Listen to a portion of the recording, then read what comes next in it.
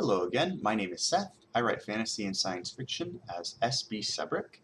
Today I want to talk a little bit about passive marketing. Passive marketing, if you really understand it, if you practice it and narrow it down to a craft, is one of the amazing things in publishing that can make money just flow to you. It's fantastic. The passive marketing concept is it's something that you post on Amazon, Barnes & Noble, Smashwords, Kobo, any major retailer. And it just sits there, brings in readers who then buy your work, and you get paid. If you're going to be looking at marketing your work, you always want to start with passive marketing, because the passive marketing includes things like your book cover, quality blurbs, making sure the front and back matter in your books direct readers where you want them to go, using the right categories and keywords.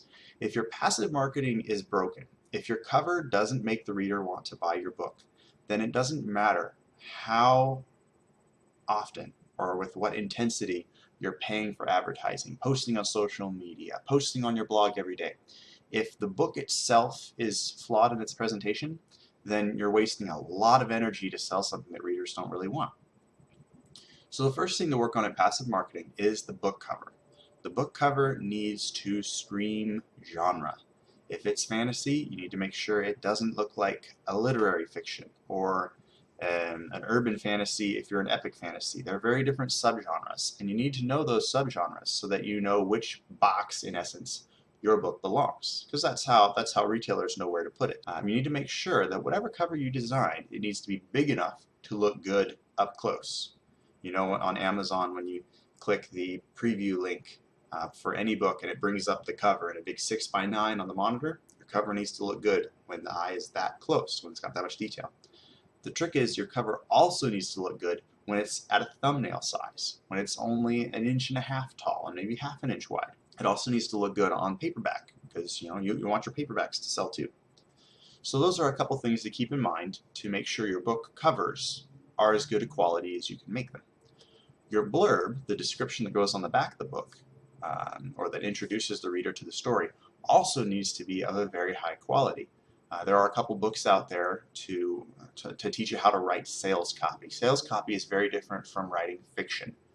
You'll just use active verbs.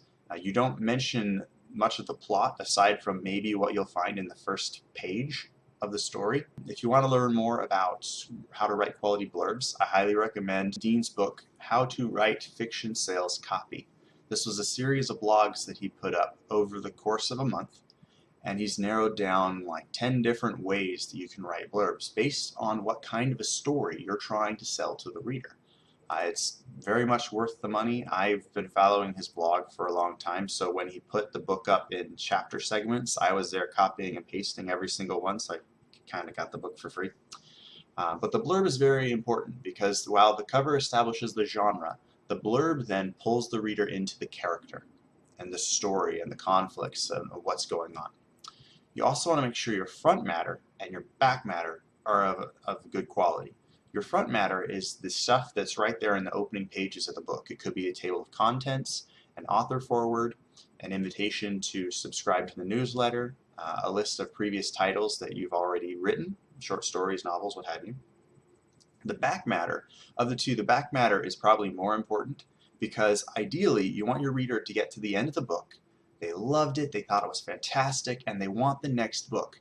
And that, right there, after the last page of your awesome novel, is your best spot to invite them to subscribe to your newsletter, to link them directly to the next book, which they can then buy and read, to offer them free stuff. All those things are best sprung in the back matter of the book, because ideally that's when your readers are most excited about your work. Another thing you don't want to overlook when you're publishing your own work is categories and keywords. Categories and keywords decide the boxes that online retailers put your books into. If you don't do your homework with keywords and categories, you can end up putting your book in the wrong box, in essence, and then suddenly you're trying to appeal to contemporary readers with your epic fantasy, and it doesn't work. I had that kind of a situation with an epic fantasy of mine called Unseen Secrets. I was using the keyword coming of age because it was kind of a coming of age story. The The protagonist is figuring out his limits of his magical abilities, which are different from everyone else's and automatically thought to be less because of that. And he has to learn how to get by with what he's got. So technically it's a coming of age. But if you type it in the keywords, if you go to the Kindle store and type in coming of age, what you will get is a lot of contemporary fiction about teenagers growing into adulthood. You don't get any epic fantasy. So that was one thing that I had to recognize when I was going over my keywords. This was the second or third time that I went over the keywords, because you want to keep looking at the subcategories and seeing how things are changing and making sure you're finding the best box for your stuff. So that was one thing that I needed to change to make sure my book was actually showing up in the right place to appeal to epic fantasy readers. Your website is also another form of passive marketing. If your website has clear spaces where people can subscribe to your newsletter, clear places where they can jump into a raffle opportunity, or clear links that show if you want a copy of book A, hit this link to see it on Amazon or Barnes & Noble or Kobo or wherever they want to go. Those are also very important, because when you draw people to your website, you want it to be very easy for them to click on what they want and go get it. If it's confusing, if things are all crunched together, if your website is designed in such a way that it looks crappy on a phone, a lot of people are using mobile phones now when they're online. If you miss one of those things, you can lose readers. So for example, if you've got one of those really big fancy HTML websites with lots of big pictures and images, and someone's trying to get to it on their little phone, so they have to slide the screen over 5 or 6 times to try and get to the subscribe page, they might just get bored and decide, you know what, no, it's not worth it, I'll look at it later. And of course, readers in our media frenzied world probably won't look at it later. So those are a few things that you want to keep in mind for passive marketing. They are amazing because when you really nail passive marketing, your books just sit out there and they bring you money. It is the ultimate form of passive income. It's much better than active marketing, in my opinion, because this doesn't take any effort on your part, at which point you can put more of your effort into writing. Of course, there is a place for active marketing, for blogs and mailing lists and possibly even paid advertising, depending on your situation. But you really want to make sure you base it all off of your passive marketing first, because that's what closes the deal with paying readers. I hope some of this stuff helped you out. If you have any questions or concerns, feel free to mention them in the comments below.